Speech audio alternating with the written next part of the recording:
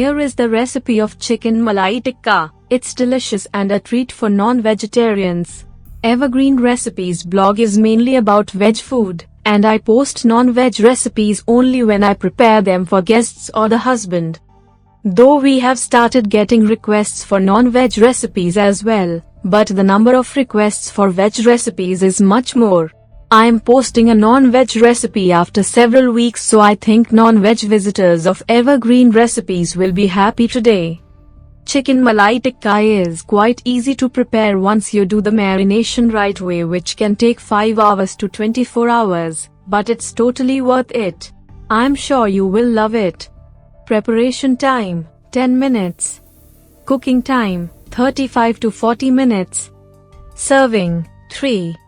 Ingredients: quantity: chicken, boneless 400 gram, hung curd ½ cup, cream 1/4 cup, cumin powder ½ teaspoon, ginger garlic paste 1 teaspoon, pepper powder ½ teaspoon, green chili 2 to 3, mace ½ blade, lemon juice 1 teaspoon, butter 1 tablespoon, vegetable oil 1 tablespoon, cardamom green 3, salt to taste.